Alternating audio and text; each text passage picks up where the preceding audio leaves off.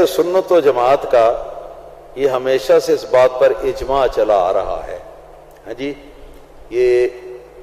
خاص طور پر ائمہ اہل سنت و جماعت جو ائمہ اربعہ ہیں ان کے زمانے کی بات کرتا ہوں. اس بات پر ہمیشہ سے اجماع چلا آ رہا ہے کہ خلفائے راشدین کی ترتیب جو ہے نا وہ فضیلت کی ترتیب جو ہے وہ ان کی خلافت کی ترتیب کے موافق ہے، کہ جس کی خلافت پہلے ہوئی ہے حضرت ابوبکر صدیق رضی اللہ تعالیٰ عنہ تو فضیلت میں بھی ان کا پہلا نمبر ہے. حضرت فاروق اعظم جو ہیں وہ خلافت میں دوسرے نمبر پر ہیں تو فضیلت میں بھی وہ دوسرے نمبر پر ہیں. حضرت عثمان ذو النورین رضی اللہ تعالیٰ عنہ خلافت میں جو ہے وہ تیسرے نمبر پر ہے تو وہ فضیلت میں بھی تیسرے نمبر پر ہیں. مولا علی رضی اللہ تعالیٰ عنہ خلافت میں بھی چوتھے نمبر پر ہیں اور اسی طرح وہ فضیلت کے اندر بھی وہ چوتھے نمبر پر ہیں. یہاں تک اہل سنت و جماعت کا مکمل طور پر اجماع اور اتفاق ہے.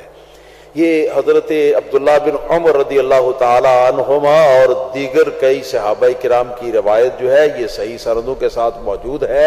احادیث کی کتابوں کے اندر، کہ وہ فرماتے ہیں کہ ہم رسول اللہ صلی اللہ تعالی علیہ وسلم کے زمانے کے اندر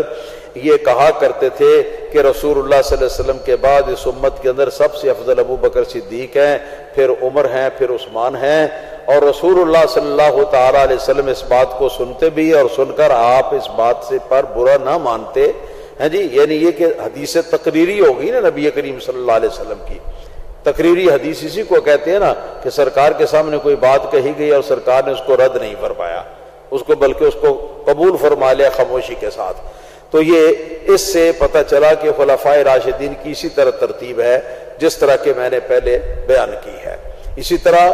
حضرت سیدنا ابو بکر صدیق سیدنا علی مرتضیٰ رضی اللہ تعالیٰ عنہ سے 80 سندوں کے ساتھ مروی ہے. حضرت ان میں امام محمد بن حنفیہ بھی شامل ہیں اور دیگر حضرات بھی کئی شامل ہیں جو یہ روایت کرتے ہیں کہ آپ نے ارشاد فرمایا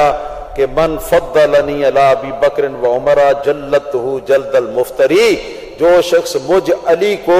ابو بکر اور حضرت عمر کے اوپر فضیلت دے اور کہے کہ یہ علی عمر اور ابو بکر صدیق سے افضل ہے، تو آپ فرماتے ہیں اگر اس کو میرے پاس لایا جائے تو میں اس کو وہ درے لگاؤں جو درے جھوٹا بہتان باندھنے والے کو لگائے جاتے ہیں. تو اس سے بڑھ کر اور ثبوت جو ہے وہ کیا ہو سکتا ہے. اور پھر اہل سنت جماعت کا اجماع اور پھر اس بات کے اوپر اہل سنت و جماعت کا جو ہمیشہ سے یہ سلسلہ جو ہے یہ آگے توارث چلا آ رہا ہے. جو شخص مولا علی رضی اللہ تعالیٰ عنہ کو افضل سمجھتا ہے ان 3 صحابہ سے تو وہ شخص جو ہے یقیناً ائمہ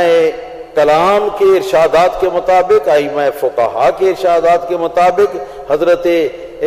اعلیٰ حضرت فاضل بریلوی رضی اللہ تعالیٰ عنہ جو امام اہل سنت اپنے زمانے کے اندر ہوئے ہیں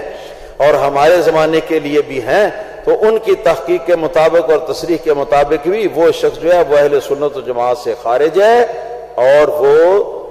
بدعتی ہے، بد مذاہب کے اندر وہ شامل ہے.